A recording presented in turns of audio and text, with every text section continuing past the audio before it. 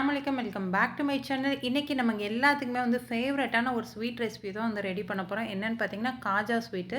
சில பேர்த்துக்கு காஜா ஸ்வீட்னா தெரியாது, மடக்கு ஸ்வீட்னா தான் தெரியும். இது வந்து எப்படி ரெடி பண்ணலாம் அப்படின்னு பார்க்கலாம். வீடியோக்குள்ளே போகிறதுக்கு முன்னாடி அனிஸ்னா கிச்சனை சப்ஸ்கிரைப் பண்ணாதவங்க சப்ஸ்கிரைப் பண்ணி பக்கத்துலேயே இருக்க ஆளுன்ற பட்டனை கிளிக் பண்ணிக்கோங்க. அப்போ தான் நான் போடுற ஒவ்வொரு வீடியோ உங்களுக்கு நோட்டிஃபிகேஷன் வரும். இப்போ வாங்க நம்ம வீடியோக்குள்ளே போகலாம்.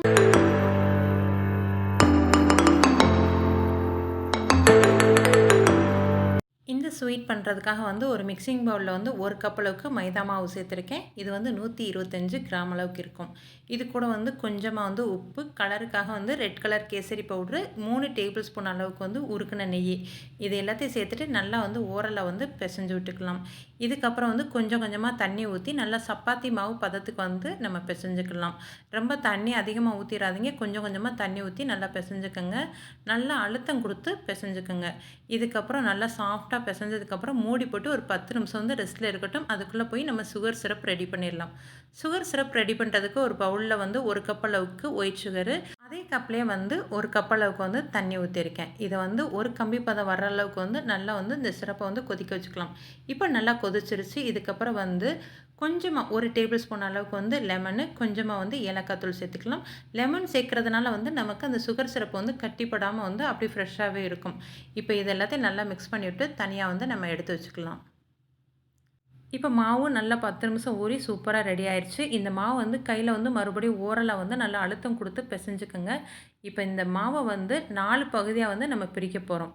4 சப்பாத்தி போடுற மாதிரி வந்து பிரிக்க போகிறோம். இப்போ ஒரு கவுண்டர் டாப்பில் மாவு வச்சுட்டு கொஞ்சமாக வந்து மைதா மாவு டஸ்ட் பண்ணி விட்டுட்டு நம்ம சப்பாத்தி மாவுக்கு இழுப்போம் பார்த்திங்களா, அந்தளவுக்கு வந்து நல்லா பரத்தி விட்டுருங்க.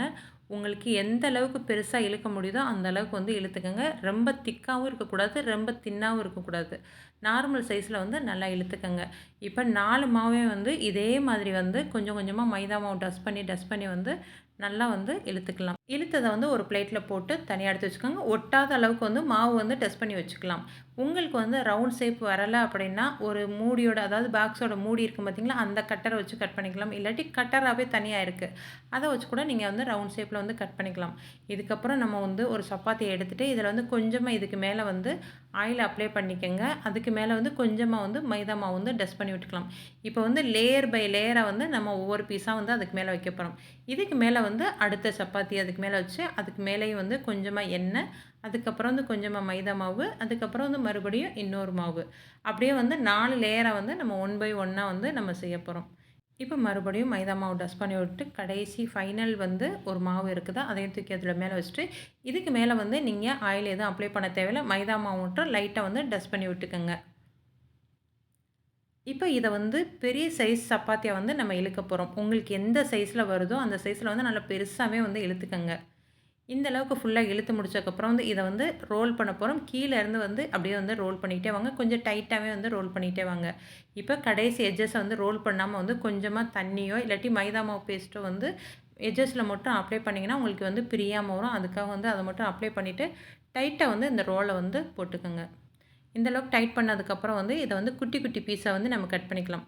நான் கட் பண்ணுற பீஸ் பார்த்திங்கன்னா மீடியம் சைஸில் வந்து நமக்கு அந்த பூரி கிடைக்கும். இந்த சைஸில் வந்து நான் கட் பண்ணிக்கிறேன். இப்போ இதை எல்லாத்தையும் ஃபுல்லாக வந்து நம்ம கட் பண்ணிக்கலாம். இதே வந்து இன்னொரு மெத்தட்லேயே செய்வாங்க. நம்ம வந்து 4 லேயரில் வந்து சப்பாத்தி போட்ட மாதிரி வந்து அவங்க ஒரே லேயர் பெரிய சப்பாத்தியை போட்டு அதையும் கூட ரோல் பண்ணி இதே மாதிரி கட் பண்ணாலும் உங்களுக்கு வந்து கரெக்டாக வந்து கிடைக்கும். இப்போ நம்ம கட் பண்ணி வச்சுருக்க ஒரு பீஸை மட்டும் எடுத்து கொஞ்சமாக மைதா மாவு போட்டு இந்த மாதிரி வந்து லைட்டாக வந்து அழுத்தம் கொடுத்து வந்து நீங்கள் இழுத்துக்கங்க. ரொம்ப அழுத்தம் கொடுத்தீங்க அப்படின்னா உங்களுக்கு வந்து அந்த லேயர் தெரியாமல் போயிடும். இப்போ மீதம் இருக்க மாவு எல்லாத்தையும் வந்து பரத்திட்டு தனியாக எடுத்து வச்சுக்கலாம். இப்போ இந்த பூரி சுடுறதுக்காக வந்து கடாயில் வந்து எண்ணெய் வச்சுருக்கேன். இந்த எண்ணெய் நல்லா ஹீட் ஆனதுக்கப்புறம் நம்ம பரத்தி வச்சுருக்க ஒவ்வொரு பூரியாக வந்து இதில் போட்டுக்கலாம். பூரி போட்டு முடிச்சதுக்கப்புறம் வந்து சிம்மில் வச்சுருங்க. பூரி போடுறது வரைய மட்டும்தான் ஹையில் இருக்கணும். அதுக்கப்புறம் வந்து சிம்மில் வச்சுருங்க. அப்போ தான் வந்து உள்ளேலாம் வந்து நமக்கு நல்லா வெந்து நல்ல மொறு மொறுன்னு கிடைக்கும். நீங்கள் வந்து ஹையிலே வச்சுருந்தீங்க அப்படின்னா உள்ளே வேகாமல் மேலே மட்டும் மொறு மொறுன்னு இருக்கும். இப்போ இதெல்லாம் நல்லா வந்து வெந்துருச்சு. நம்ம வந்து எடுத்துக்கலாம். ஃபஸ்ட்டு பேஜ் வந்து முடிஞ்சிருச்சு. செகண்ட் பேஜும் அதே மாதிரி போட்டு போட்டு எடுத்துக்கலாம். நீங்கள் வந்து ரொம்ப கவனிக்க வேண்டியது என்ன அப்படின்னு பார்த்தீங்கன்னா, சிம்மில் வச்சு ஹையில் வைக்கணும், சிம்மில் வச்சு ஹையில் வைக்கணும். அந்த மாதிரி மாற்றி மாற்றி விட்டிங்கன்னா மட்டும்தான் நல்லா மொறு மொறுன்னு கிடைக்கும். பூரிய நல்லா பொரிச்சு எடுத்ததுக்கப்புறம் நல்லா ஆற வச்சுட்டு சுகர் சிரப்பில சேர்த்துக்கங்க. உடனே வந்து நீங்க சேர்த்தீங்க அப்படின்னா, மொறு மொறுன்னு கிடைக்காது. சாஃப்ட் ஆயிரும் அந்த பூரி. அதனால வந்து பூரி ஆறுனதுக்கப்புறம் சுகர் சிரப்பில சேர்த்துட்டு உடனே எடுத்துருங்க. ரொம்ப நேரம் ஊற வச்சாலும் சாஃப்ட்டா தான் இருக்கும். அதனால வந்து உடனே எடுத்துட்டீங்கன்னா தான் நல்ல மொறு மொறுன்னு சூப்பரா கிடைக்கும் நமக்கு. இப்ப பாருங்க சூப்பரான வந்து காஜா ஸ்வீட் அதாவது நமக்கெல்லாம் தெரிஞ்ச மாரி மடக்கு ஸ்வீட் வந்து நமக்கு பர்ஃபெக்ட்டா வந்து நம்ம வீட்லயே வந்து ஈஸியா செஞ்சுட்டோம். இதே மாரி செஞ்சு பார்த்துட்டு எப்படி இருக்கு அப்படின்றத மறக்காம கமெண்ட்ல சொல்லுங்க. ஓகே ஃப்ரெண்ட்ஸ் நெக்ஸ்ட் வீடியோல பார்க்கலாம். பாய்.